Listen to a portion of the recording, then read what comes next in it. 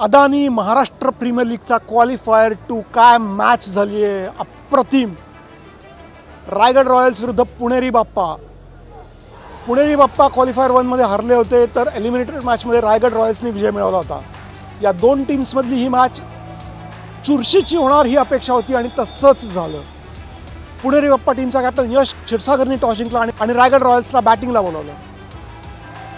Raigad रॉयल्सचे opener Vicky Ostwal आणि सिद्धेश्वर मैदानावर आले आणि त्यांनी संथ सुरुवात केली. T20 क्रिकेटच्या मानाने संथ सुरुवात. पण कौतुक केलं पाहिजे तर विकी ओस्तवालचं. काल झालेल्या दुर्दैवी अपघातामध्ये त्याच्या जबड्याला मोठी दुखापत झाली आहे, पण तरीही तो आज मैदानावर आला. त्यांनी ओपनिंग केली, त्यांनी रन्स केला, त्यांनी विकेट्स घेतल्या. तो पूर्ण वेळ मैदानावर टिकून होता. त्याचं खरोखर कौतुक केलं पाहिजे. रायगड रॉयल्सच्या विकेट पडत गेल्या. विकी ओस्तवाल लवकर आऊट झाला. त्यानंतर आलेला ओंकार खाटपे तो सुद्धा फार काही करू शकला नाही. कॅप्टन ऋषभ राठोड तोही आऊट झाला. पण एका बाजूनी सिद्धेश्वर मात्र तग धरून होता. अर्थात त्यांनी मोठी फटकेबाजी केली नाही, कारण आज चेंडू तसा थांबून येत होता, पण तो मैदानावर उभा होता हेच महत्त्वाचं होतं. नीरज जोशी आऊट झाला. त्यानंतर हळूहळू रायगड रॉयल्सच्या विकेट्स पडत गेल्या. सिद्धेश्वरनी थोडा काळ किल्ला लढवून धरला, पण तोही बाद झाला आणि रायगड रॉयल्सची टीम 20व्या षटकात 9 आऊट 133 एवढेच रन्स करू शकली. पुणेरी बाप्पाच्या गोलंदाजांबद्दल बोलायचं झालं तर निकित धुमाळ आणि रामकृष्ण घोष या दोघांनी प्रत्येकी 2 विकेट्स घेतल्या आणि इतर बॉलर्सनी 1-1 विकेट घेऊन त्यांना चांगली साथ दिली. इनिंग्स ब्रेकनंतर पुणेरी बाप्पा अगदी सहज विजय मिळवेल असं वाटत होतं, कारण त्यांची बॅटिंग ऑर्डर तगडी होती. पण आणि हा पणच महत्त्वाचा असतो क्रिकेटच्या खेळात, रायगड रॉयल्सच्या बॉलर्सनी अप्रतिम बॉलिंग केली आणि पुणेरी बाप्पाला मानवर काढायला जागाच दिली नाही. पुणेरी बाप्पाकडून ओपनिंगला आले यश नहार, मुर्तझा ट्रंकवाला. मुर्तझा लवकर आऊट झाला. यश नहारही फार काळ टिकला नाही. त्यानंतर आलेला कॅप्टन यश क्षीरसागरसुद्धा गेला. अद्वैत सिधे गेला आणि हळूहळू पुणेरी बाप्पाची गाडी रुळावरून घसरत गेली. या ठिकाणी आणखीन कौतुक केलं पाहिजे ते म्हणजे रायगड रॉयल्सच्या फिल्डर्सचं. त्यांनी घेतलेले कॅचेस अप्रतिम होते.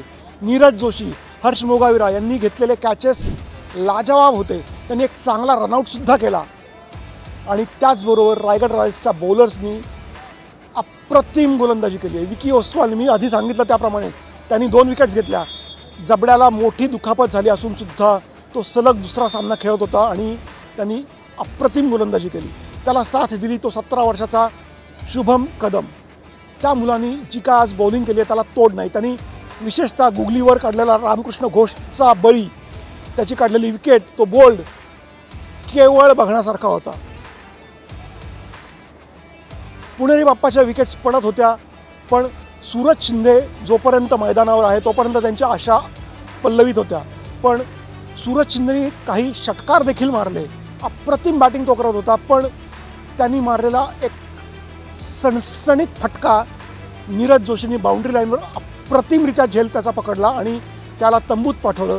त्यानंतर मात्र पुणेरी बाप्पाची टीम त्यांच्या विकेट्स लगेच गेल्या आणि 19व्या षटकातच ते सर्व बाद झाले.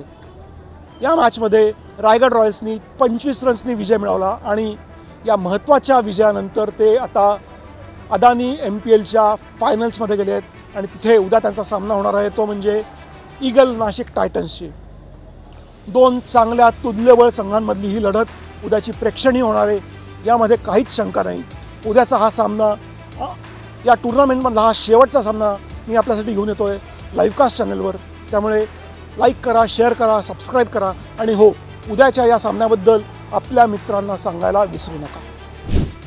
त्याला एक प्रश्न आहे की पर्पल कॅप होल्डर आहेस, आता एक शेवटची मॅच आहे, इटाली आणखी किती वर न्यायची आहे, आत्ता कसं वाटतंय?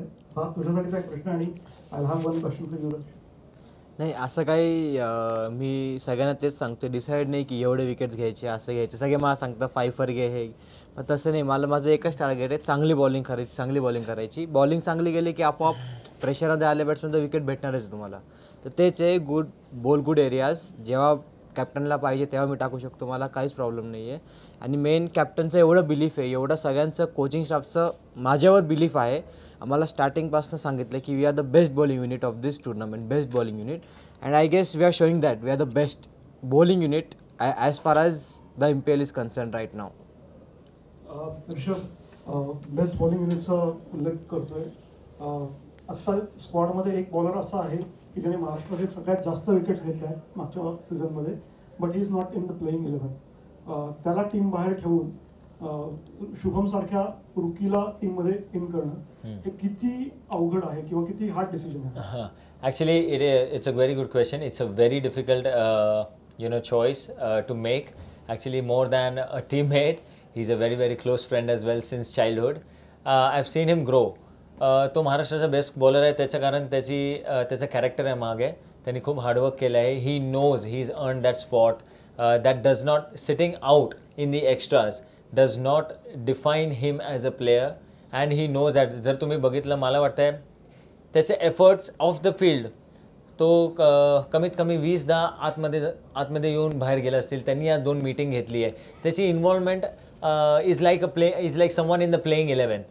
त्याची involvement and he is just a fantastic character who has nothing to do with what his individual glories or his individual numbers. He has everything about him is aligned with how can he contribute for the team, how can he be better, and if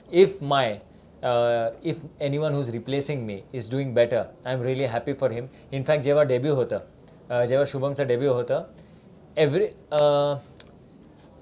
almost half an hour he was talking to him what he has to do. In fact, even when he was releasing the balls, then he was taking his ball. So that is the kind of belief system we the camaraderie and the brotherhood we've had in the team. It's more than teammates now. We just believe in each other. Things have just fallen in place like that. Rishabh, congratulations. Thank you. Great win. How is the Josh? Fantastic. I think it's just as I said downstairs, what a perfect definition of teamwork. That's what I've just told my team, and I guess you will also believe that a captain is only as good as his team.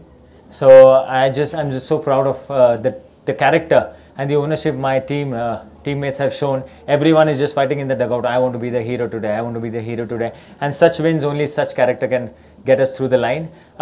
Previous matches, last ball thrillers in the past 3 games have already helped us. So this wasn't new for us. Earlier in the first inning, a little bit of stick in the wicket. We were wondering, why aren't we middling a few?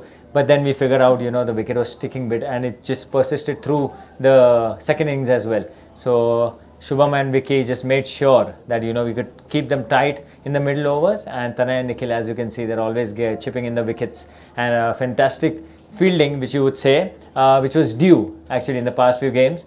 And every catch was taken. Fantastic moments to win in the matches. That has got us the win. Yes, for sure.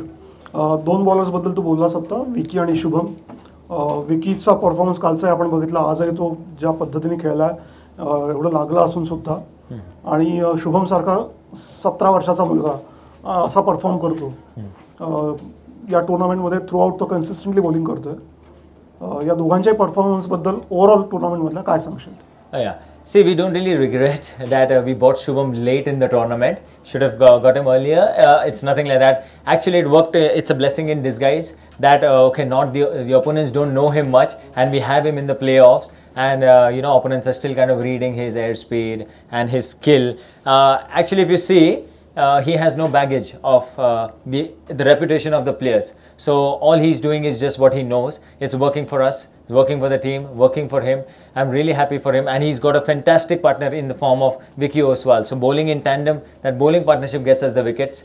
Vicky, we always tell him he's a wizard, he's a magician with the ball, and beyond the skills, he's such a hungry person. He's a very hungry character. He'll find a way to get in the match. He'll find a way to somehow contribute in the game.